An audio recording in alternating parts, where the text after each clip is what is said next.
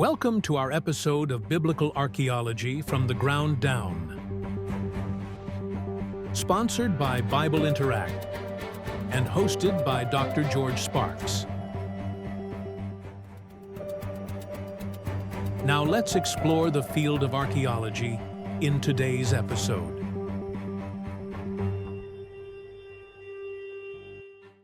Welcome, everybody. My name is Dr. George Sparks, and this is Biblical Archaeology from the Ground Down. We got an exciting program for you today. We got a guest, Justin Robinson.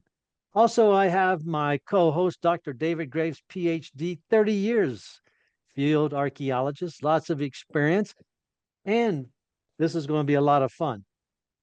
Justin is a historian and an author. He works in the coin industry. Also, he's fellow of the Royal Numismatic Society, also a member of the British Numismatic Society. Justin is a contributor to Coin News, UK's biggest selling coin magazine. He enjoys working in the coin industry where he shares his passion for history, telling the story that brings the past to life. Justin has a saying. Wherever I see him on a podcast, this saying comes up, Justin. You know what it is. A coin without a story is just a piece of metal, but a coin with a story becomes history in your hands. Well said, sir. Yeah, it's great. He has also developed content for the British Society for the Turin Shroud. Now, this has a website, Shroud of Turin, one word, shroudofturin.uk, and we will put that in the content also. Right. Justin, welcome to the program. Okay, so next up, we're going to have a look at how old the Shroud of Turin is, and some of the work that's actually been done to try to date it over the years. So, in 1988, permission was obtained from the Catholic Church to perform a carbon-14 test on the shroud to determine its age. And test samples were cut from the cloth and sent to laboratories in Oxford, Arizona, and Zurich for dating. And the results shocked the world because they determined that the shroud was a fake. And you can see here a quote, a very famous article that appears in The Independent on the 14th of October 1988, Turin shroud shown to be a fake. Professor Edward Hall, the director of the Oxford Research Laboratory, when he was asked how the image came to be formed on the shroud, dodged the question by saying there was a multi-million-pound business in making forgeries during the 14th century. Someone just got a bit of linen, faked it up and flogged it. And I think his remark that a medieval forger could simply fake it up and flog it displays quite unbelievable levels of ignorance and a lack of scientific curiosity. Unlike Stirp, he clearly had no interest in understanding how the image had been formed on the cloth. He simply wanted to declare to the world that it was a forgery. And unfortunately, in their rush to judgment, very important test protocols were ignored. And we now know that they selected the worst possible area of the cloth to cut their test samples from. So as the carbon-14 test is still held up to this day as the primary reason why people do not believe that the Shroud of Turin is genuine, I think it's worth just spending a few moments to examine the evidence for the carbon-14 results. These were the 5 test protocols that were actually agreed before the test took place. That there should be multiple sample areas, there should be a simultaneous comprehensive examination, that 7 carbon-14 laboratories would participate, that the tests would be blind, that there would be test samples that were there so they could actually work. They didn't know which sample they were actually testing, and there would be no conferring between the laboratories. And unfortunately, all of those test protocols were ignored. All the samples were taken from the same area of the cloth, so there was no opportunity to examine samples from different areas. Only 3 laboratories were used, and they were unable to find any old linen that used the same herringbone weave on the shroud, which meant that none of the tests could be blind. All of the laboratories shared their results and discussed their methodologies with one another prior to announcing the results. So all of the test protocols were ignored. And the decision to cut the test sample from the corner of the cloth was a controversial one, as this was the area most prone to damage and contamination by being held up during all the expositions that had taken place throughout the centuries. And we'll see later how that worked. So the test samples were cut from a corner that had been repaired in the Middle Ages. It had been rewoven and strengthened with cotton and then dyed to match the rest of the fabric. And the 1988 carbon-14 test dated the age of the repair, not the age of the shroud. Now, images made of the shroud during the public expositions show that the cloth was frequently held up by its edges for the faithful to see. And you see priests holding it up, often for hours at a time. And repeated handling of an ancient fabric that had been badly burned in the Middle Ages would inevitably lead to wear and tear of these well-handled edges. And this is exactly what has happened to the shroud. Now, in 1973, a textile expert called Gilbert Race was permitted to take a small sample from the corner of the shroud. And he concluded that the distinctive herringbone weave likely originated from Syria in the 1st century, and also confirmed that the weave is not known to have produced anywhere else since then. But he did find an anomaly in the sample. He found traces of cotton fibres in the linen flax.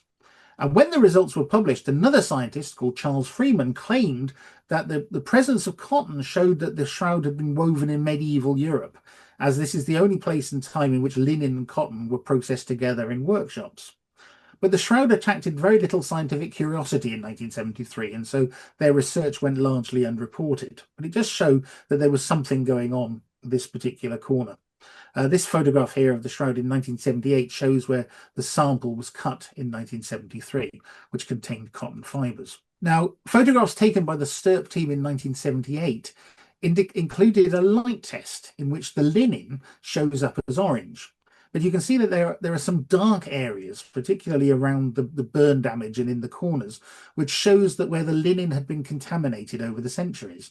Now, STURP didn't pay a lot of attention to that because they were more interested in the image area. They were trying to understand how the image had been formed, so they weren't really interested in the corners, and so this area was not fully investigated. Now, unfortunately, Professor Hall did not examine the STURP images, because if he'd done so, he might have realised that the area that was selected to cut the samples from was contaminated, because the area that they decided to cut the samples from was this here, shown by the square. And they were all cut from the same corner of the cloth, right next to the race fragment, in an area which you can see in the light test had shown up pretty much black. The carbon-14 test involves burning the samples, which obviously destroys them, but fortunately, samples cut from the same area of the cloth were retained. And in 2004, they would reveal that the corner edge had been skillfully rewoven with cotton and specially colour dyed to match the rest of the shroud, thereby contaminating this specific area. Now, this is Roy Rogers, who was a highly regarded chemist at the Los Alamos National Laboratory. And he was a very eminent and highly respected scientist. He'd been involved in the STURP team back in 1978. And he initially accepted the conclusions of the carbon-14 test on the shroud. When the theory was proposed that the laboratories had inadvertently tested a part of the shroud that had been repaired in the Middle Ages, he tried at first to debunk the theory. He still had a control fragment of the cloth that had been cut from the same area. And when he examined it, he realized that it had also been contaminated by cotton and by dye. Now, lignin is a chemical compound that's actually present in the flax to make linen. And one of the major products obtained from the breakdown of linen is a chemical called vanillin. As linen ages, the vanillin content diminishes, and eventually it becomes untraceable after about 1,300 years. But by measuring a small amount remaining on the linen, one can estimate its age. And Rogers discovered that vanillin was present in the samples cut for testing. It was also detectable on the backing cloth that the shroud was sewn onto after the fire in 1532. Now, it's worth pointing out that vanillin has not been observed anywhere else on the shroud. So again, it proves that the sample that they tested is chemically different from the rest of the shroud. It shows that the sample area was rewoven with medieval linen and combined with cotton to strengthen the corner. It was a very time-consuming job, and it was then expertly dyed, the repair, to match the colour of the main cloth. What's insignificant is that, as I said, there is no vanillin anywhere else on the shroud, meaning that it must be at least 1,300 years old and possibly older, because that's when the vanillin breaks down. So Rogers, his last few years before his death in 2005, to prepare a scientific paper explaining exactly why the 1988 carbon-14 test results do not accurately date the shroud.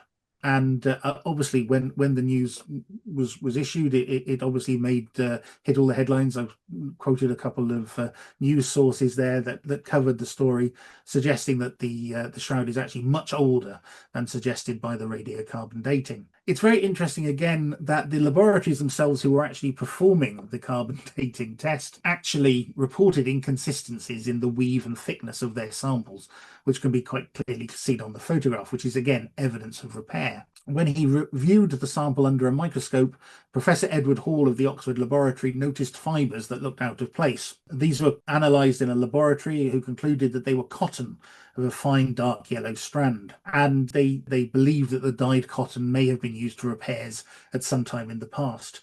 But Hall decided that the cotton was proof that the shroud was a medieval fake, so didn't research any further. The other point worth mentioning about carbon-14 tests is we know that there are lots of factors that can interfere with the results: candles, fire, weather, sweat, handling, smoke. And the shroud, of course, has been exposed to all of these during its recent history. So again, these are all factors which ought to be taken into consideration. It has been described as the biggest carbon-14 dating mistake ever. Christopher Ramsey, who's the head of the Oxford Radiocarbon Accelerator Unit, which actually participated in the 1988 carbon-14 testing of the shroud, actually says there is a lot of other evidence that suggests to many that the shroud is older than the radiocarbon dates allow, and so further research is certainly needed. Only by doing this will people be able to arrive at a coherent history of the shroud, which takes into account and explains all of the available scientific and historical information. So I think it's very significant because the carbon-14 tests have now been largely discredited, and I think there's even more evidence and plenty of places to look at. I would recommend a video which is currently on YouTube, which has been written and produced by David Rolfe, and it's called A Grave Injustice, and that actually looks in a lot more detail at the carbon-14 test results and why, unfortunately, they were so fundamentally flawed. Robert Villarreal at Los Alamos National Laboratory has said the age dating process in 1988 failed to recognize one of the first rules of analytical chemistry, that any sample taken for characterization of an area or population must necessarily be representative of the whole.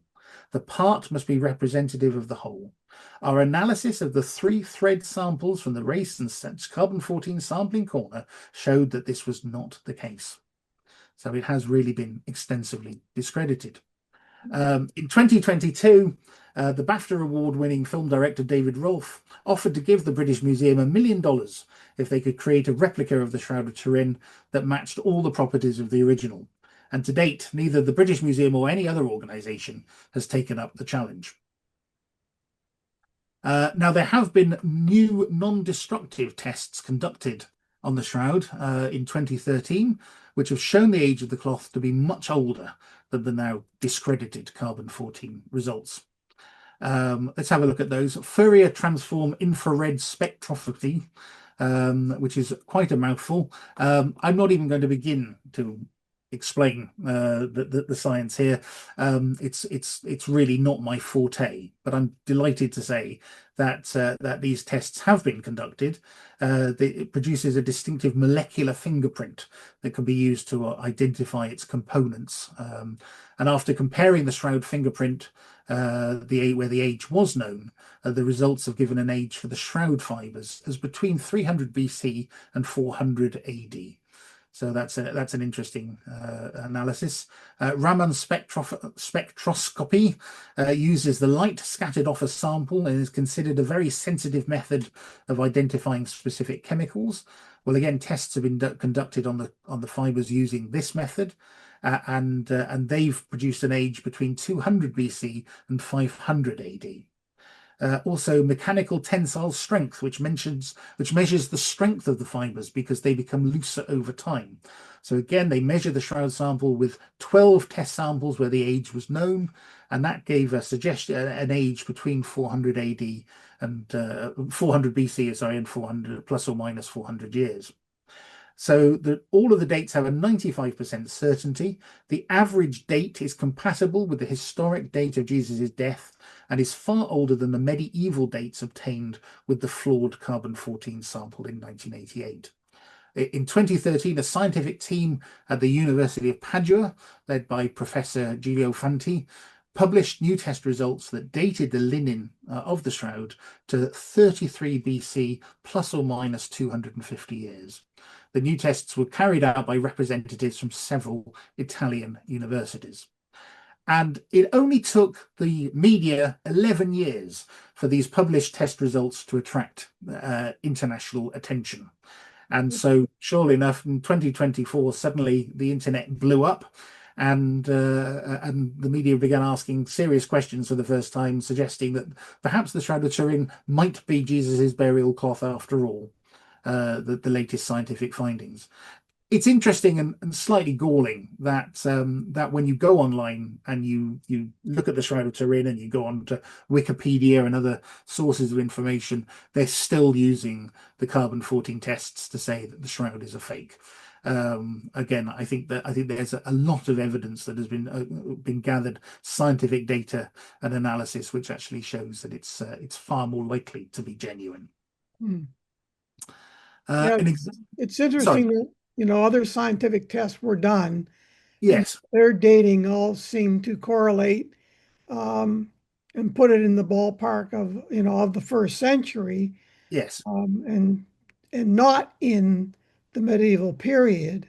No. So when you have, you know, 4 out of 5 that say one thing and one that doesn't, it's pretty obvious that things were askew there. And anybody that knows anything about carbon dating knows their sampling was askew.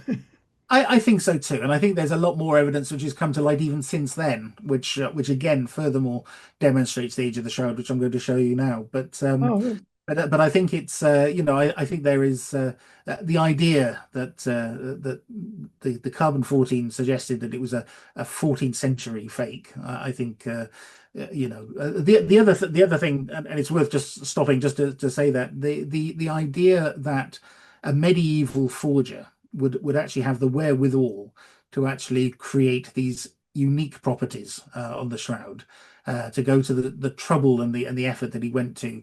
I mean, if I was living in the Middle Ages and I was asked to create a fake shroud for which to display to the faithful, I would have gone and grabbed a bit of linen cloth, a nice piece of linen cloth, and I would have probably roughed it up a bit, and I would have covered it in whatever blood I could find, probably animal, because nobody would have been able to have told the difference.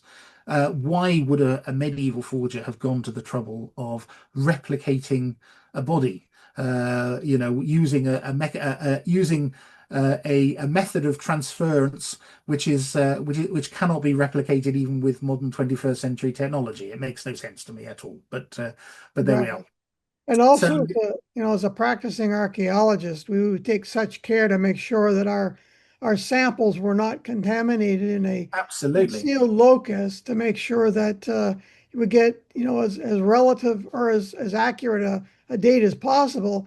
We wouldn't use any piece of the shroud to do carbon test. I mean, if you take a piece of tape across it and you can get pollen from all over the Europe, I know, you know, and people handling it, and the exposure it would have had, even from medieval period. Well, it's ridiculous. I mean, it would the dating would be all over the place. So I think so, and I think that's what we saw. And I think, as I said, I think they dated the. I think what they did was accurately date the repair as opposed to the actual cloth itself. But yeah. And as I said, looking on again, if we examine the folds on the linen, it actually suggests that the cloth has been previously kept the way it had been described in Edessa and in Constantinople. Water stains also suggest that the cloth was once folded up and kept in a jar. So in Edessa, where the shroud, the suggestion is that it was doubled in full. That's what it was described as, in order to create a central image on a wide landscape frame where a hole could be cut in. Well, we've actually discovered that the fold marks are still there on the cloth, and has been sort of documented and itemized, so you can see exactly where they are. These fold marks also correspond exactly with how the shroud would have needed to have been folded to have actually gone into a mechanical contraption that would have raised it and lowered it, as Robert de Clary described in Constantinople.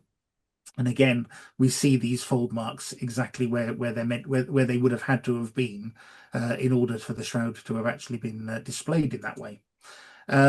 We also see a repeating pattern of water staining on the shroud, suggesting that it was once folded up like an accordion into 52 layers and stored in a jar, which unfortunately had a little residual water at the bottom of it. Now, this is possibly how it was stored in Edessa while it was hidden away in the city walls. So again, a lot of researchers have gone into that. The fabric of the shroud is also consistent with fabrics from the 1st century. The linen's distinctive herringbone twill was used by weavers. It would have been an expensive fabric to buy in the 1st century due to the complexity of production, and the weave does not appear to have been produced at all in the Middle Ages. Now, again, a question: if the shroud is a medieval forgery, how and where did the forger locate the linen? He would have needed a detailed knowledge of linen weaves of the 1st century. A study of the shroud's dimensions has found that they correspond exactly to the cubit measure prevailing in the 1st century AD. The 1st century Jewish cubit would have been based on the Assyrian standard, which was set at 21.6 inches. And such conformity to an exact 8x2 Jewish cubits is yet another piece of knowledge that it is very difficult to imagine from a medieval forger. The actual weave itself is very interesting. I mean, linen, obviously, we know has been produced for many, many years. Some Egyptian linen in the British Museum is 6,000 years old, very well preserved. In northern Italy, a 6-foot-long piece of linen was found with twilling and lozenge patterning and dated to about 3000 BC. Cloth with a herringbone weave made from horsehair has been found in Ireland, dating from the arrival of Celtic people on the island around 600 BC. So they go back, as I said, linen goes back a long way. So it's therefore plausible that a fine linen cloth with a herringbone weave could have been purchased in Judea in the 1st century. However, we know that it would have been very expensive. And of course, the Bible tells us that the linen was purchased for Jesus's burial by a very wealthy and influential man, Joseph of Arimathea. Gilbert Race has acknowledged that the shroud's herringbone weave pattern is consistent with Syrian design in the 1st century. This lady has been very instrumental in the shroud story. Fleury Lemberg is a world-renowned Swiss textile conservator and art historian. Her career is marked by a rigorous approach that combines archaeology, art history, and hands-on weaving expertise. Now, she's looked at the shroud's weave, showing the twill, the diagonal parallel ribs, combined with the regular offset reversals, creating this herringbone zigzag pattern, which is so named because it resembles the skeleton of a herringfish. And while many skeptics have argued that the weave was too sophisticated for the 1st century, Fleury Lemberg says that the ancient looms, specifically those in Egypt and the Levant, were more than capable of producing this. And she's gone on to look at the yarn that was actually used to weave the Shroud of Turin, which is a very high quality, evenly spun, and has been woven into an unusual weave called a 3-to-1 herringbone twill. In the spinning process, and I'm not an expert in textiles, I hasten to add very quickly, but in the spinning process, the spinner can twist the fibers either clockwise, Z, or anti-clockwise, S. And apparently flax fiber has a natural tendency to twist itself into an S twist.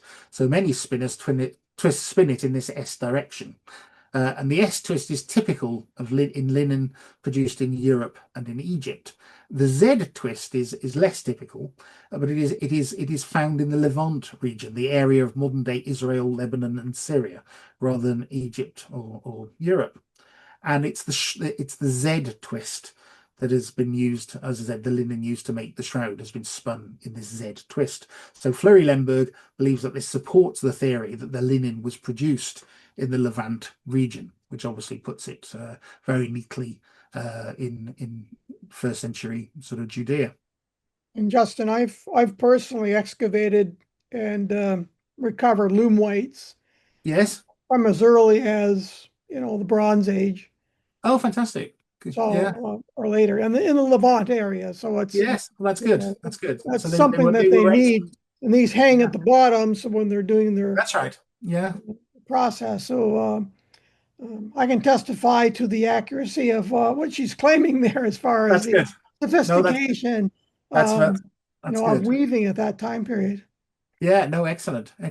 Now, in 2002, Fleury Lemberg was asked by the Vatican to lead a major conservation effort on the shroud. And she actually removed the 30 triangular patches that had been sewn onto the cloth by the Poor Clare nuns in 1534 to cover the holes from the 1532 fire. And the Holland cloth, which was the supporting linen backing cloth, was removed for the first time and replaced with a new, more compatible linen. Now, obviously, centuries of accumulated debris and carbon dust were removed from behind the patches, which Fleury Lemberg also believes could have contaminated the carbon-14 dating tests. She estimates that there was 1 teaspoon of carbon dust under each patch, which was oxidizing the cloth. So as you can see, the image at the top of the screen there is the shroud as it would have looked prior to 2002, before the conservation, and underneath it, the image at the bottom shows the shroud as it looks today. So it's slightly different. I mean, you can see those big ugly patches have been removed. Now, some people were rather dismayed by the conservation effort. They were concerned, for example, that it's removed some of the fold lines and things like that had obviously been used prior to determine how the shroud had been kept. But I think that in the grand scheme of things, we want to keep this amazing piece of linen for as long as we possibly can, and this was obviously a way to make sure that we could do so. The shroud is consistent with first century Jewish burial customs and biblical accounts of how the body of Jesus was laid in the tomb. Mark's gospel reports that Jesus' body was wrapped in a long sheet of clear linen, and John's gospel reports that Jesus' body was wrapped in a linen sheets and that there was a separate face cloth. And this is what we see. So we can see here just a quote here from the Gospel of John. When Pilate gave permission, Joseph came and took the body away, and with him came Nicodemus, the man who had come to Jesus at night. He bought about 75 pounds of perfumed ointment made from myrrh and aloes. Following Jewish burial custom, they wrapped Jesus' body with the spices in long sheets of linen cloth. The place of crucifixion was near a garden where there was a new tomb never used before, and so because it was the day of preparation for the Jewish Passover, and since the tomb was close at hand, they laid Jesus there. Some idea there of how the body could have been wrapped. Now, the Bible accounts say that there was a face cloth which covered the face, possibly as the body of Jesus was being removed from the cross and carried to the tomb. That would have been very heavily bloodstained, and under Jewish custom, anything that had touched the body had to be left in the tomb. They couldn't take anything out with them, so that had to go into the tomb as well. A long strip of linen was then used to cover the body, and a separate thin strip of linen was then wrapped around the wrapped body to hold the cloth in place. And we know, we mentioned this in our last talk, that a thin 3.5-inch strip of linen was cut from the main cloth and was later reattached to the left side of the shroud, where it remains to this day, except for 2 pieces missing at each end. But you can actually see the long line of the side strip there on the actual main cloth. And both the side strip and the main shroud have the same herringbone 3-to-1 twill, and tests have shown that they were both cut from the same linen cloth. Oh, okay. Now, this is very interesting because this is a photograph of the shroud lit from behind that shows that the weave of the shroud continues onto the side strip, demonstrating that it was cut from the main linen and then reattached at a later date. You can actually sort of see how the weave moves there. And this, I think, for me, is one of the most fascinating new pieces of evidence for the shroud's authenticity. The seam is nearly invisible on the image side of the shroud, and it wasn't until 2002, when we removed the old medieval backing cloth from the shroud, that we actually got to see it. And this enabled the stitching on the seam connecting the side strip to the main body of the shroud to be properly examined for the first time. And Fleury Lemberg had a look and examined this, and she noted that the stitching has only been seen before on textiles found at Masada, the Jewish fortress which was destroyed by the Romans in 73 AD and never reoccupied. Now, I think that is another hugely powerful indicator that the side strip was stitched back to the main body of the shroud in the 1st century AD by the Jewish community.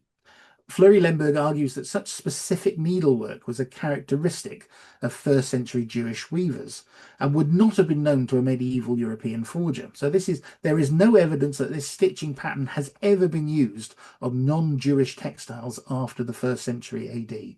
So I think that this is another piece which we only discovered, as I said, in 2002, when we took the old medieval backing cloth off and could look at the back of the shroud for the first time.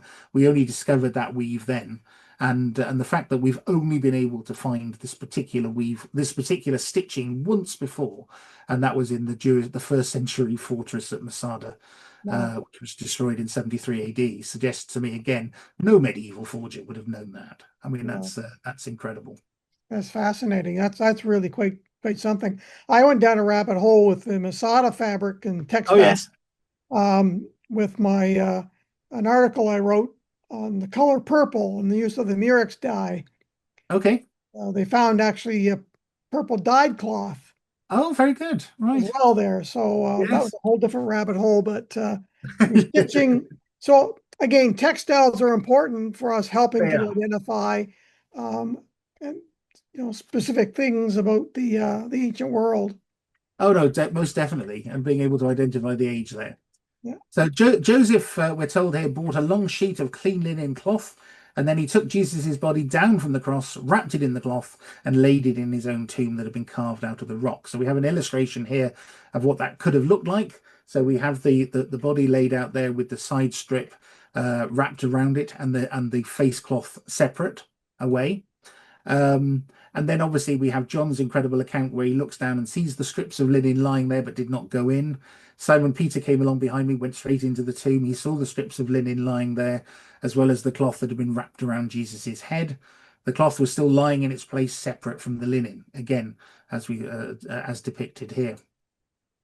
So here we are, we've got the components here, a thin strip of linen wrapped around the main shroud to keep the body contained within it. We have the main linen shroud that wrapped the body, and we have a separate face cloth that covered the head as the body was moved from the cross to the tomb. And so we have these three components, and I think that's absolutely significant because that corresponds perfectly to what the Bible is telling us about these strips of linen. And we're going to go into some more detail of those in a moment. I do have to just beg your pardon one moment. I have to let my cat out because he's scrabbling at the door to be let out. So let me just do that. All right. So, oh, there we go. So in Spain, there is a heavily stained cloth that is believed to have covered Jesus's face as he was taken down from the cross. And unlike the shroud, there is no mysterious image on the Sudarium of Oviedo. However, many scientists are convinced that it once wrapped the same body. Any cloth that had blood from the body on it would have needed to stay in the tomb along with the body, and therefore a face covering used to give dignity to the body as it was removed from the cross would have gone into the tomb with the body. So in the New Testament, the Gospel of John records that the face cloth was in the empty tomb with the strips of linen. And we're told that as Simon Peter came along behind him, went into the tomb, he saw the strips of linen lying there, as well as the cloth that had been wrapped around Jesus's head. The cloth was still lying in its place, separate from the linen. So this is the Sudarium of Oviedo, which is basically a square of linen. Pollen analysis has found the same pollen from Jerusalem on both cloths, which appears to be the only location that the shroud and the Sudarium were ever together. The Sudarium has actually taken a very different journey from the shroud. In 570 AD, it was reported that the Sudarium was still in Jerusalem. It then moved in 614 to Alexandria in Egypt, and from there it moved through northern Africa to Spain. It arrives in Seville.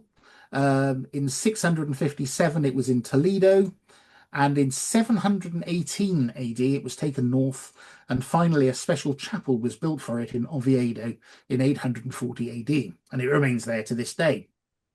So the Sudarium, Latin for sweat cloth, measures around 84 by 53 centimeters, and it's been kept in Oviedo, northern Spain, since the 9th century in this church.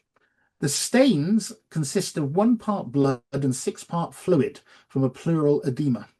This liquid collects in the lungs when a person dies of asphyxiation, and if the body subsequently suffers jolting movements, it will flow out through the nostrils. And this is the main fluid that we see visible on the Sudarium. Analysis of the stains show that the cloth initially wrapped the head of a man who died in an upright position, and it remained covering the head as the body was moved from a vertical to a horizontal position. The blood type is AB positive, which is the same as the blood that appears on the shroud. AB positive is the rarest blood type of all. About 3.4% of the population have it. The length of the nose through which the pleural edema fluid flowed is 8 centimeters long, which is the same length as the nose on the image on the shroud. And Dr. Max Fry analysed pollen samples taken from the cloth, and he found species typical of Oviedo, Toledo, North Africa, and Jerusalem. But there was nothing relating to Constantinople, France, Italy, or any other country in Europe. So it's clearly not been not followed the same path that the shroud has followed. But the stains on the sudarium, when they're overlaid with the face of the image on the shroud, match up perfectly, suggesting that they both once covered the same body. And you can sort of see there in the map, you can see the stains and how they would have corresponded and laid across the face. Now, blood stains from the back of the head do appear to match blood stains that have appeared on the back of the head of the shroud, as I've tried to show there by sort of overlaying them so that you can sort of see how they would have worked. And again, the pattern of the blood stains match, which suggests that the cloths both wrapped the same head. There's an artist's impression there of how the sudarium may have wrapped the head as the body was taken down from the cross and taken to the tomb. The face cloth would have then been removed and the body wrapped in the shroud. But the study of the stains also showed that when the man died, his head was tilted 70 degrees forward and 20 degrees to the right. Now, under Jewish law, blood was sacred, and so the face cloth would have had to have remained in the tomb with the body, which it obviously did. So historical records for the sudarium and pollen from the shroud show that the two cloths did not intersect once they had left Jerusalem. But together, I think they are quite fascinating. They don't the suggestion that they both wrapped the same head and that the bloodstains actually match, I think is quite fascinating and compelling, because we know exactly where the sudarium was. We know when it was in Jerusalem. We know when it arrived in Oviedo. So that really looks at how old the image is. Everybody, thank you for being with us. We appreciate that. Remember, if you haven't, like and subscribe. And if you know other people that are interested, bring them along as well. Justin, thank you for your time. David, appreciate all your work. Until then, everybody have a good week.